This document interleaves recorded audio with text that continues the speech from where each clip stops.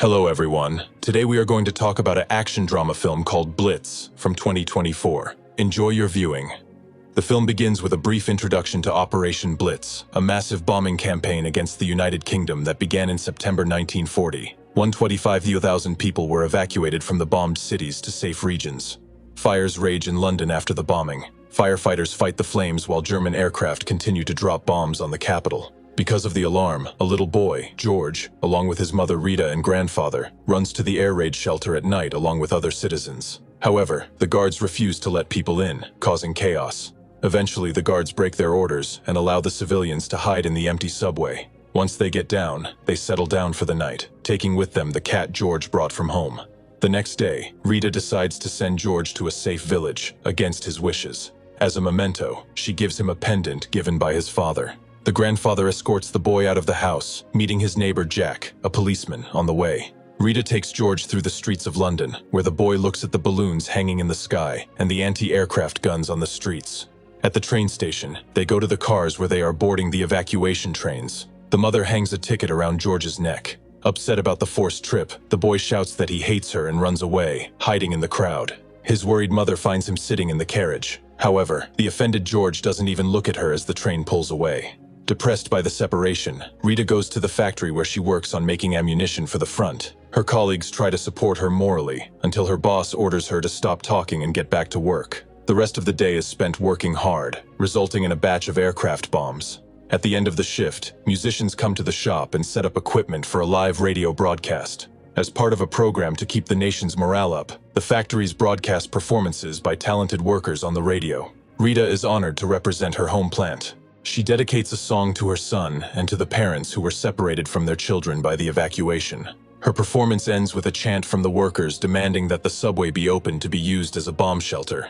Meanwhile, in the locomotive, two boys pick on George. However, he demonstrates his character by offering them a fight. The boys are frightened by the prospect, and George is then plunged into sad memories. Once upon a time, children in London teased him for being different from them. When the conductor gets off, George decides to escape. He goes to the door of the carriage, opens the window, and then the door itself, then throws his suitcase out and jumps off the train. As he slides down, the boy waves to the departing train and walks home. A passing train catches up with him. George leaves his suitcase, taking only his food, and climbs into a freight car. Inside, there are already three similarly resourceful boys. George shares a sandwich with them, telling them that he is returning home. His new friends warn him that if he is caught, he will not be able to escape a second time because they will be watching him. The brothers offer George to climb onto the roof of the car through the hatch. He agrees without any problems, and they take turns following him, enjoying the ride. Bystanders wave at the children. Tired, the boys go to bed. When they wake up, they hear that the train is on the London line. Workers are checking the cars for strangers. The boys manage to escape from an old man who almost catches one of them. George freezes in fear of the approaching locomotive, but his friend encourages him. But another tractor, which no one notices, hits the boy, and he dies in front of the brothers and George. The brothers run off to one side, and the stunned George rushes straight to the station, where he climbs onto a departing bus. At the factory, after the broadcast, the management calls the activists to their office for an impromptu broadcast. Returning home after her shift, Rita recalls how she once danced with Marcus, George's father. It was then that he presented her with a family heirloom, his mother's pendant, which she later passed on to her son. On their way home at night, the couple encounters some ordinary workers who, following the old traditions, start laughing at Marcus, and it ends in a fight that is stopped by the police who come running. In the end, Marcus is arrested on charges of assault, ignoring Rita's testimony. On the bus, George asks the conductor how to get to the church. The woman explains where and how to change buses. The boy gets off at the next stop to find the right way. A display case with a toy railroad catches his eye until a policeman waves him away. George continues his journey on foot. When he gets to the shopping center, he sees stained glass windows telling the story of Britain's greatness. A policeman finds him there and takes him to the police station. He asks where George lives and finds out that it is in another part of the city. The policeman takes the boy with him, promising to take him home afterwards. Meanwhile, Rita and her co-workers go on vacation to drink and have fun. They try to attract the attention of some of the soldiers and sailors who have been given leave, but Rita is not in the mood for romantic adventures. When her friend brings a sailor to the table, Rita goes home. On her way, she comes across a socialist meeting where Mickey, a supporter of Christianity and communism, is speaking. He is collecting donations to support a shelter for the destitute. Rita tells Mickey that she wants to become a volunteer to help the wounded and needy. Her first task is to provide moral support to a little girl whose mother was killed in the bombing. On her rounds, George tells a policeman that she has never seen her father because he was deported before the boy was born. Noticing a light in the window, the policeman knocks on the door to ask the owner to turn off the electricity. A blackout order is in effect in London to prevent the enemy from providing landmarks. Soon an air raid warning sounds. The policeman and George run to the nearest shelter, where many people have already gathered. The policeman takes George inside. The shelter is equipped with beds and a dining room. A conflict is brewing among the gathered citizens because they are separating the native British from the newcomers. A policeman intervenes to stop the conflict and reminds them that their enemy also divides people into right and wrong. He then puts George to bed, promising to come back for him in the morning after his shift. As he falls asleep, the boy remembers his mother and grandfather teaching him to play the piano. In the morning, George is woken up and invited to his hiding place by the children. There, he overhears the adults talking about how his new friend died during the night trying to save an old woman, but he didn't have time to get to the shelter before the bombing started. The boy hides from the police and runs away to the ruined city, where there are fires everywhere, sown by enemy aircraft. Rita goes to work through the streets that have turned into ruins overnight. One of the brick walls almost falls on her, but her neighbor Jack saves her. Before she has time to start work properly, her bosses call her into the office to tell her the bad news. George did not reach his destination. All that is known is that he jumped out of the train and ran away. The stunned woman blames the people responsible for the evacuation for her son's disappearance. She leaves her workplace to find George in the city, despite the discontent of her bosses.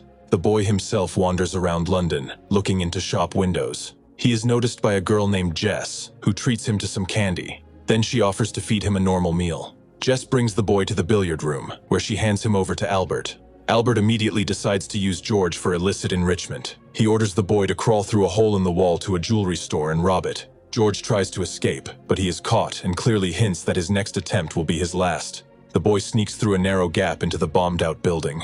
As he gathers his jewelry, the police burst through the door. They move a wardrobe to close the hole in the wall and prevent further entry. The police are about to leave, but notice that some items are missing from the display case after the bombing. Realizing that he is about to be caught, George knocks out a stick, causing a collapse of debris. But even this does not stop one of the police officers who wants to check the room.